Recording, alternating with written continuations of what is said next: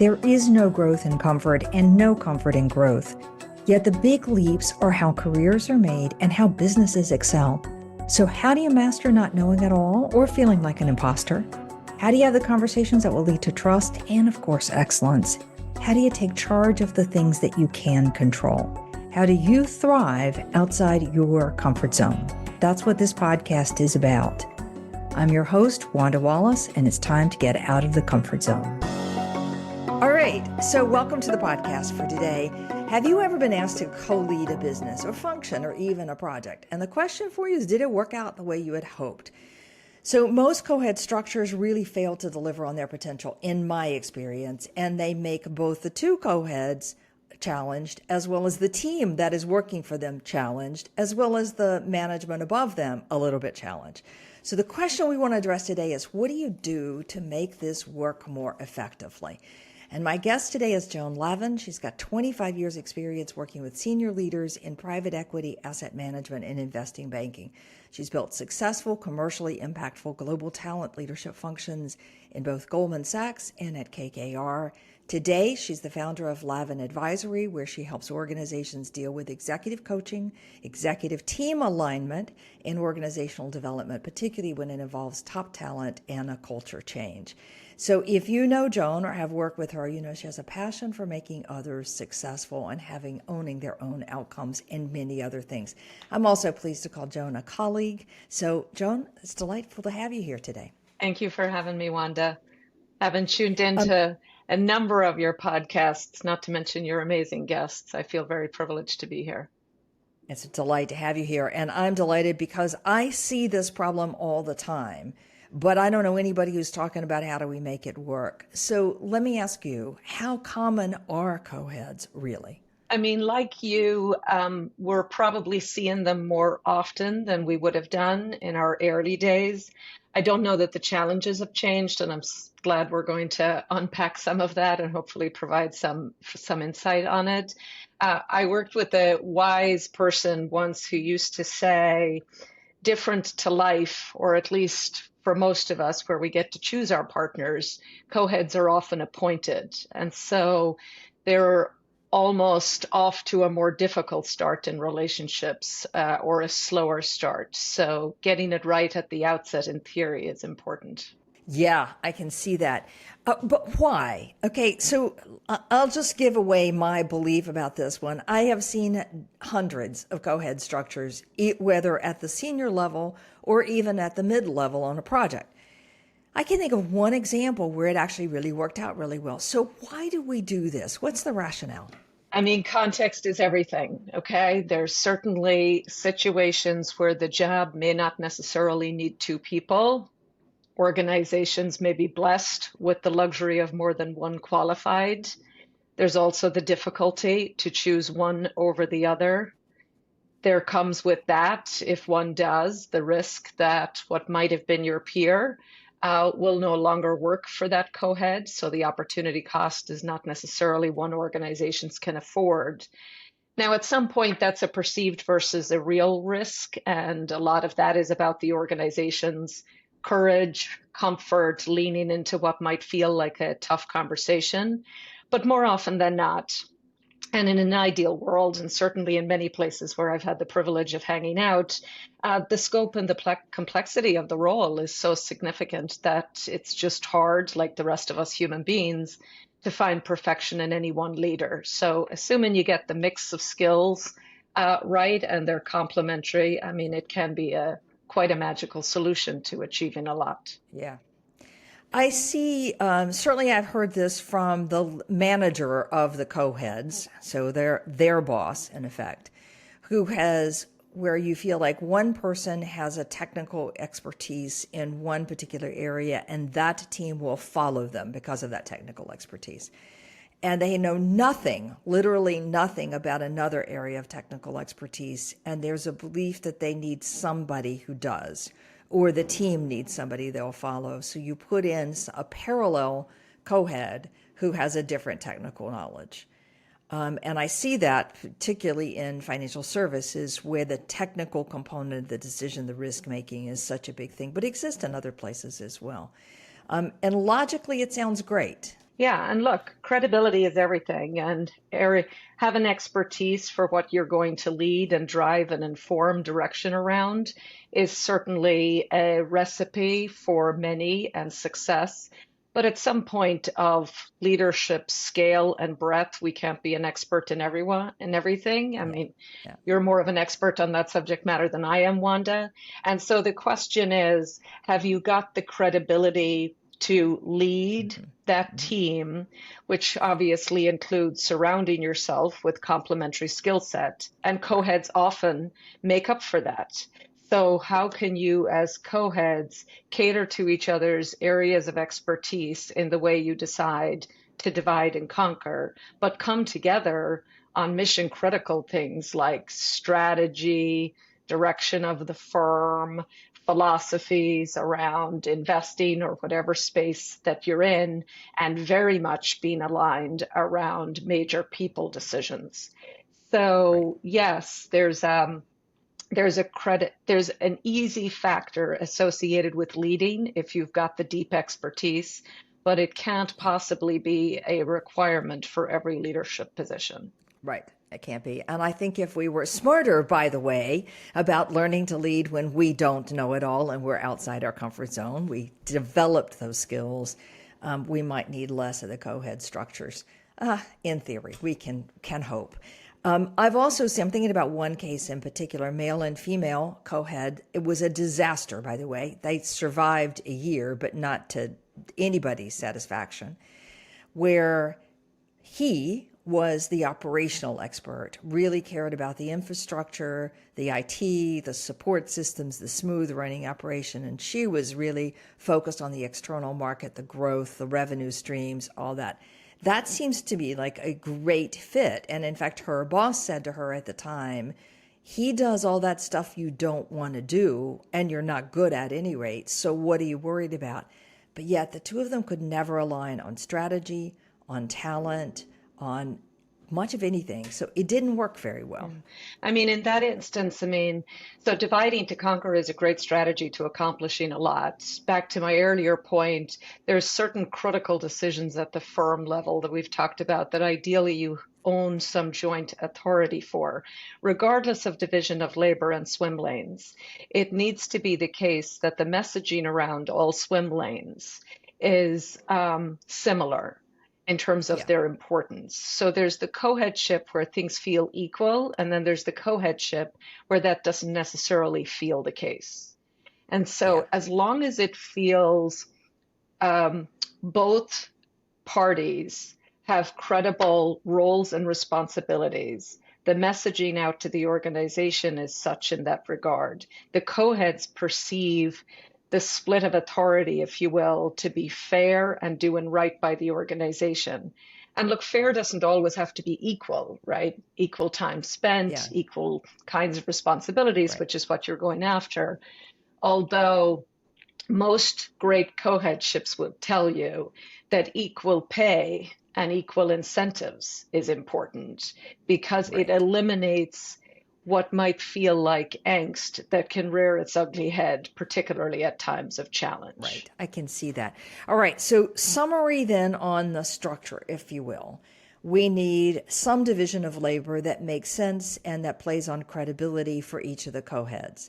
We need some equity in terms of pay, responsibility, recognition that's kind of shared equally among them. So there's not one that's above the head other. And then we have some overarching areas of the business itself, like the strategy or the talent management or the goals and mission, where the two co-heads have to be totally aligned on that and message that throughout the organization in the same way. Did I get that straight? Yes, and I mean, look, that's tricky for some, Wanda. I mean, if you think about it, most of your career to date, by the time of such an appointment, be it to co-CEO, where we're seeing instances of that, or more instances, to co-leadership of a business, you have gotten there based on your drive, persistence, credibility, expertise, and ambition for continued success. And now there's a mindset shift. that same ambition needs to be harnessed in support of the partnership. In fact, that ambition for the success of the partnership has to outweigh any ambition for your own success. That means you Right. have each other's back, you're leaning on each other, you're helping each other, you're celebrating wins together. There's no territory grabbing, if you will. So Right. yes, Right. all of the above. And if there was only one I'd add to the mix, Wanda, it's the importance of a shared point of view for how you're going to handle the inevitable called disagreements and conflict. Yeah. I want to get to that one because that seems like the success for me. The important part for me. I love something you said at the beginning of that people have to be committed to the success of the partnership above and beyond anything else about the success of their career. And the one case that I know that seemed to me to be successful was because the two people were dedicated to the success of the partnership. The reason is both of them had put in a whole range of co-head structures in their years as leading each part of their business. And suddenly it's now they're going to co-head, and they both said, right, we have got to make this work. We got to make the partnership work, and we've got to do what we've not seen everybody else do along the way. And it did succeed for for a number of years. Yeah. So I love that success of the partnership. And And therein then lies, chances are, I mean, you'd know better in that instance. I mean, I've been blessed to be around some co-heads who've made it look easy, Wanda. I think when you unwrap it with them, they wouldn't necessarily say it was always easy, but the right. common thread has been a a desire and a commitment to make it work. And of course, that assumes there's trust, there's respect, and all of that. I mean, some would say trust and respect is a non-negotiable and like is a Yeah. bonus. I mean, I would say that if you're going to be in the business of partnering with someone, you need to enjoy each other's company. You need to more deeply appreciate each other and what matters for Yeah. your life and your success and your career. Right. So that part of the way you wake up in the morning is keeping that in mind and feeling an obligation and a desire to help them be Okay. successful. All right. So, summary here: committed, deeply committed to the success of the partnership and not trying to grab territory or advance your own career at that moment in time, that your advancement is the success. Some equity in terms of pay and recognition and so on, and a commitment to an overarching theme. In addition to a deep level of respect for each other's strengths and skills, enough trust in each other, and a way to get to understand each other at a deeper level. Hopefully that leads to liking in some components, but at least a deeper understanding. And then the last piece you said that I left out before was there's going to be inevitable conflict. So we need a means for working through that conflict. That's getting into the more practical pieces. All right. So, John, I'm interested in an example. Can you give me an example of a co-head that has worked? And what I really want to know, how did they set this up so that it worked? Yes, I mean, there's an explicit discussion up front about the working together. So there's not the risk of let's assume it'll figure itself out. So a discussion of aspirations up front, a commitment to periodic reflections on how it's going, some contracting around whether or not we can rely on each other to tell each other the truth, so that there can be real-time identification of course correct opportunities. So getting it right at the outset, or at least thinking through how to maximize this 1 + 1, if you will, to equal 3 or more, is a key part of the equation. And then it's doubling down on those areas we talked about, the alignment on where the firm is going, where we want to take the firm, division of responsibility, accountability for decision making, including how much of that we're going to cascade so that we don't become, let's face it, we've all seen leaders become bottlenecks. And I think there's double the risk when there's co-heads involved. Right, So right. clarity for who to go to for what, So it's not enough to talk amongst each other about how this is going to work, but then when you settle on that, communicating it out to the troops to Right. diminish any confusion, which I think also has a double risk with Right. co-heads involved. Right.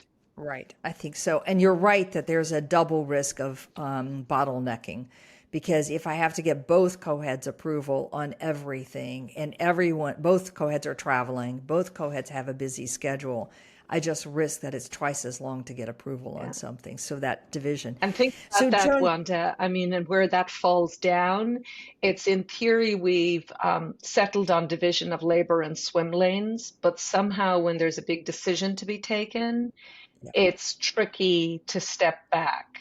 But if you have established prior that this division of labor around decision-making authority is there for efficiency and for good reason, and you can trust the other person to make a wise and authoritative decision, ideally you're at least taking a step back and trusting the other.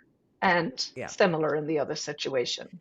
Which probably means you live with some decisions you wouldn't have made in that direction, but it's not in your swim lane, and so you go with it, presumably. And presumably you have a conversation about that afterwards to understand the rationale, the reason, the thinking, the concerns.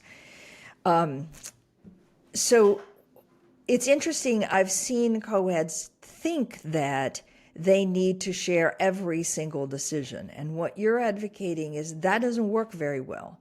Some real responsibility on what is your area and then what is my area, as if we were two co-heads. What do you decide? What do I decide? And then clarity on what do we have to jointly decide and agree on. Yes, and I mean, there's no right or wrong on what that is, but joint agreement is definitely on topics related to strategy, brand, reputation, key people decisions, among other things. But again, Right. there is no, if there was a clear science and toolkit and guidance around that, I'm sure many co-headships wouldn't struggle as much as they Struggle do. as much. So it's less about anyone other than them deciding. It's more about defining it up front and course correcting as life goes on. Right. So how much of that is down to the two co-heads to just sit down and figure it out between them? And how much is that up to their boss to say, here's what I want you to jointly co-own? I mean, it's certainly up to the boss to be clear about what they expect of the co-headship. I don't know that they need to get into the ABCs of therefore who should do what, but accountability for what they're expecting needs to be clear alongside a mechanism to stay connected. I mean, for many co-heads, in the co-CEO role, where we have pockets of that, that's often the chair of the board. In the case of business units, where we see a lot more co-headships, that's often the CEO. So it is on the leader of those co-heads to be very clear and to create a mechanism for staying connected that enables and reinforces collaboration. Right. Right. I can imagine that even with the best intended two co-heads, particularly co-heads of a business unit, for example, where there's a lot going on, parts of the business you know, parts of the business you're not as deeply involved in, people you know, people you don't know, that the staying connected to each other, the time to reflect, the what are we doing planning going forward is hard for any single person to do any rate, but in a co-ed structure it gets really hard. So do you have a cadence for how often you think they need to pull back, pause, reflect, coordinate? Is this a monthly thing? Is this a week? I mean, like, what's your guidance on how often? I mean, some great co-headships will tell you that they have a discipline away from the routine touch points and catch-ups of the no agenda, if you will, quarterly, monthly dinner together, which is that reality check discussion around how it's going. Yeah. And it's all a moment for asking for what you need from the other, more of, less of. It's a chance to continue to dream about the way forward. It's a chance to examine what's working, what's not, where do we need to flex, where do we need to adjust.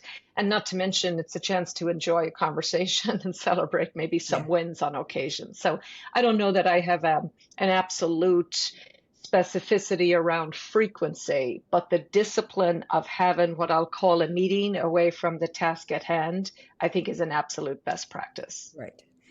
Well, especially in the startup of these, I can't imagine you could pull this off without a minimum of a monthly review at the beginning. And maybe 2 years in, you can do more of a quarterly review. But where's that chance for the free thinking? Where's that chance for saying what I like, what I didn't like? Where's that chance to kind of deepen the respect and liking of each other, knowledge of each other? Where's the chance to say, what are you worried about? Because that should be the value of having a co-head. Yes, very much so. And the idea of taking that discussion away from the day-to-day demands on your time increases the likelihood you'll cover topics like you're describing, Wanda. Right, right. Okay. All right. Now, do you recommend a coach to get this started, or do you think two people can do it all on their own? So I believe people can do a lot of things on their own, Wanda, despite the fact that I'm in the coaching business. I mean, with some of that desire and commitment that we described to make it work, I think it increases the likelihood that co-heads, when appointed, will say, time out. Why don't we think through how to game plan on the go forward? And the good news is not enough written on the subject. So hopefully one day you'll put pen to paper for one of your next books. But certainly there's enough out there, I think, for people to at least have some guidance around the way in. And obviously I'd be biased if I didn't say that it's always nice to have help. I don't think that has to come in the form of a typical executive coaching engagement. I think it can come in the form of look around and see who has made this look easy. Look around and see co-heads that maybe have been challenged but have worked their way through it. Maybe go talk to co-heads who have been challenged, struggled, and did not work their way through it, who may be willing to offer some reflections and lessons learned. I've benefited from all of the above and still don't feel like I've developed or nailed the co-head toolkit. I'll call it a work in progress. Okay. All right. I think you're ahead of it from anybody else that I have seen. So, Joan, don't give yourself lack of credit here. Okay. So if I just go through a checklist of what I think co-heads need to do at the start of a co-head engagement, one, there is clarity from the top of what the expected performance, deliverables, goals, missions, strategy, whatever needs to be stated appropriately for the level of that business. Both parties have to be bought into that strategy and that vision and understand it similarly. So I can imagine there's some conversations to make sure we really are truly on the same page, even though, it's easy to sound like it. And then there is a commitment to the partnership, not to the territory that each can grab, and not a concern about what each's next job might be. So we're here to make the partnership. And then we've got to have appropriate respect and trust of each other, which starts with, here's the things I think I'm really good at, and here's the things that you think you're really good at, and here's the things I want to lead, and here's the things that you want to lead. Some division of who's going to do what, okay? And some understanding of each other's style, preferences, differences, kind of click through that. And then we have an agreement that we're going to reflect periodically, monthly at the beginning, I would argue quarterly maybe, on how are we doing and what do we do differently. We have an agreement on what we're going to tell the truth about, how we're going to tell the truth, what that really looks like. And I think that's not just on the surface level. Of course, we're going to tell the truth. It's down in the nitty gritty. Like, what does that really look like? And then what are we going to tell the organization, each of our teams? Okay, and then clarity to the teams on who goes to whom for what. And a way finally to talk about conflict. Did I get the... Yeah, you make it sound so simple, Wanda. I know, but none of those are easy conversations. They sound brilliant on the surface. All right, I want to shift gears a little bit and talk about the team, because I often see the team kind of like kids in a household causing more trouble than I think they intended. So, there's the speculation among the direct reports of who's going to win this competition as co-heads. So therefore, who do I really need to get close to? There's the sense of I know one, but I don't know the other, so I'm going to spend all my time with the one I know and never get to know the other one and never copy them on things. There's the I'll get an answer from this person that's a yes. I'll get an answer that's a no from that person. So I'm only going to go to the one that will give me a yes. There's a whole host of ways in which the team pulls the co-head, even committed partnership apart. So how do we deal with this? Yes, this happens. I mean, look, no different than those kids you described. Within the workplace, there's a lot of creative maneuvering, if you will. Of course, in the workplace, it's often called politics. So ideally, we Yeah. don't want to engage.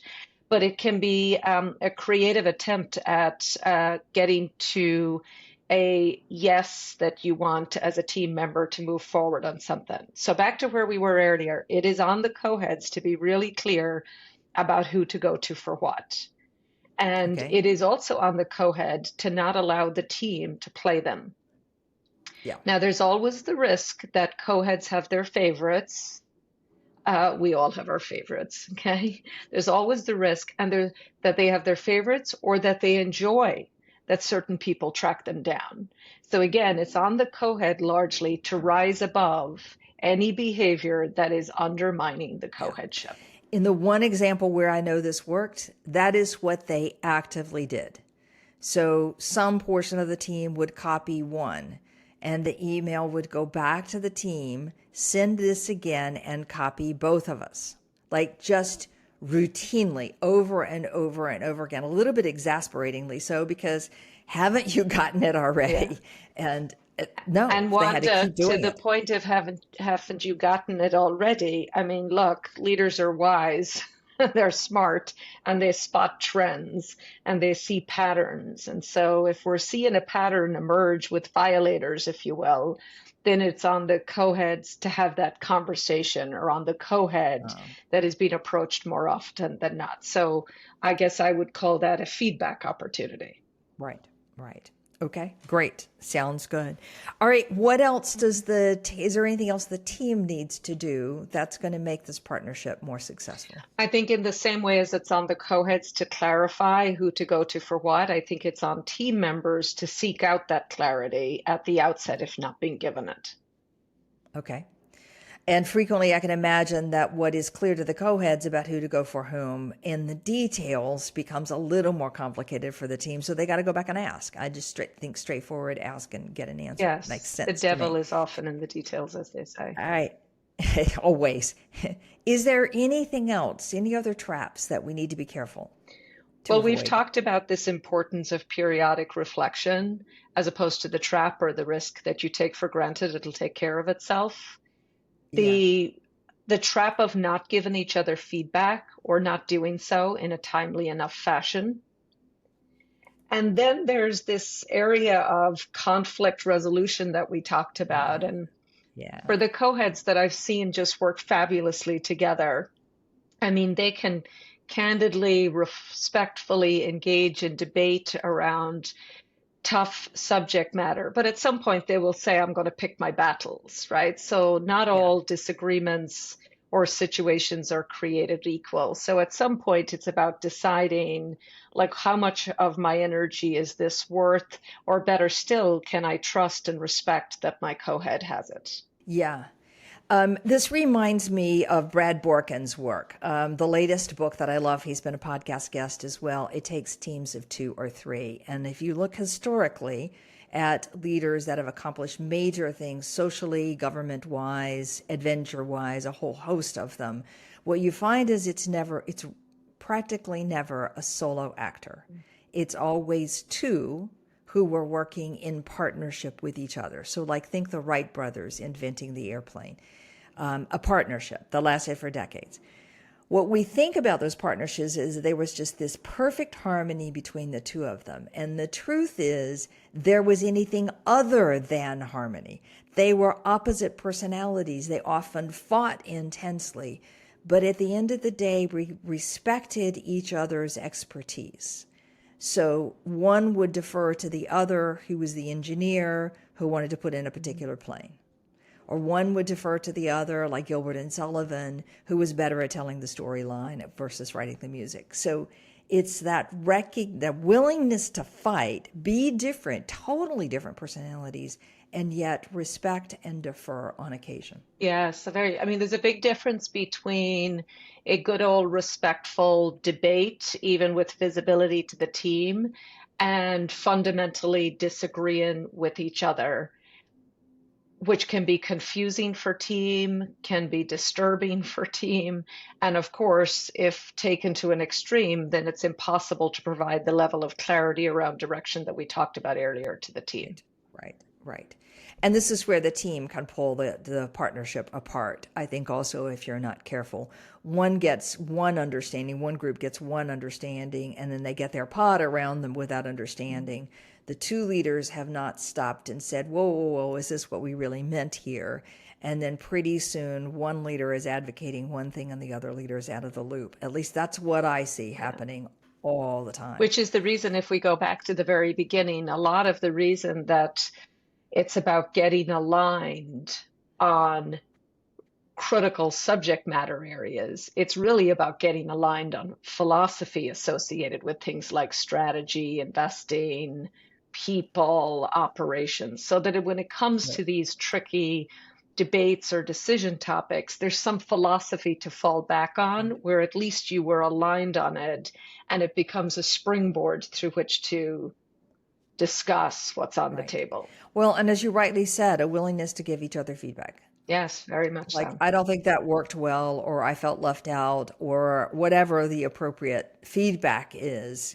Next time in these kind of discussions, I want us to have talked about it before that goes public, or I can imagine a dozen other variations on feedback. Yeah. I mean, that's one of the real upsides of a co-headship. It's just this ability to rely on somebody to tell you the truth, recognizing, as you well know from our work, the number of leaders who will say that they are running without the truth or don't have enough sources of candid feedback. Right. Well, good point. So we've talked a lot about what goes wrong. Talk about what the benefits are. Why is it worth the investment? Because this is a lot of work above and beyond what the day job is.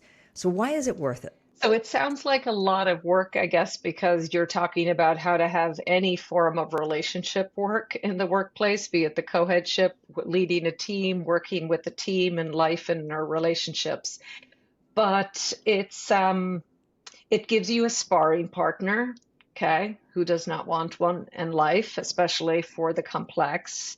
It offers you someone who will tell you that truth and give you the feedback that we talked about. Many co-heads will say it's nice to have somebody to cover for you on occasion.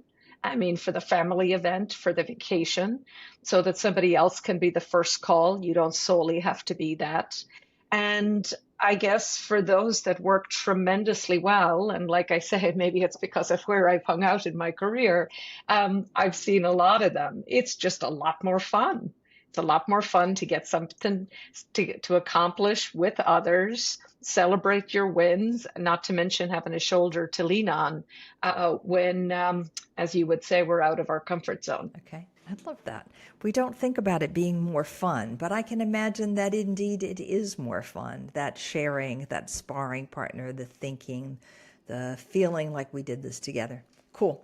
All right, John, I'm going to try one more time to do a summary of just a checklist here. So a lot of setup in terms of strategy, agreement, alignment, etc., coming from above them.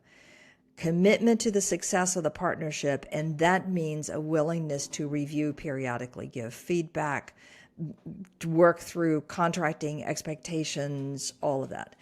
Clear understanding of who is doing what solo and what are we doing together, and really clear communication to the team so that they know who to come to for what or when they have to include both.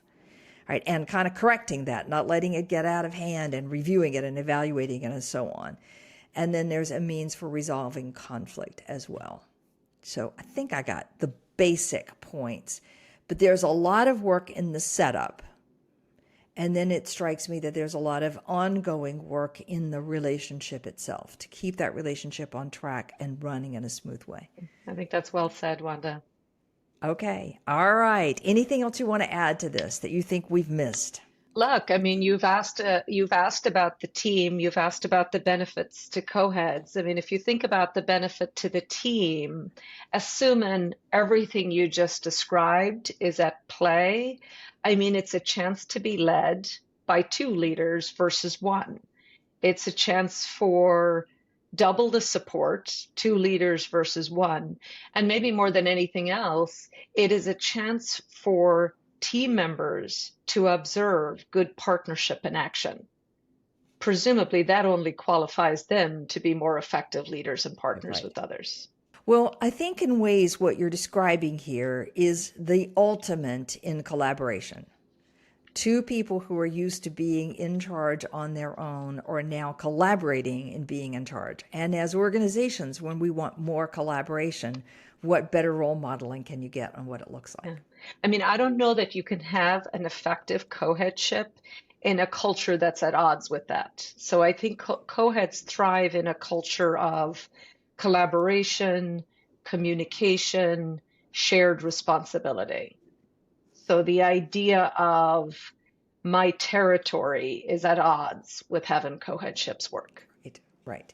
That also means that when you set co-head up with the expectation that one of them is there for a year or maybe a year and a half and is fading off into the sunset in some form, I don't think you're going to get commitment to the success of the partnership in quite the same way as you would if you set it up differently.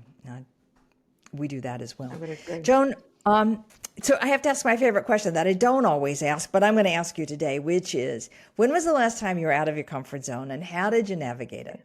So this question I had to prepare for. So I have been out of my own comfort zone on more occasions than one, Wanda, for sure.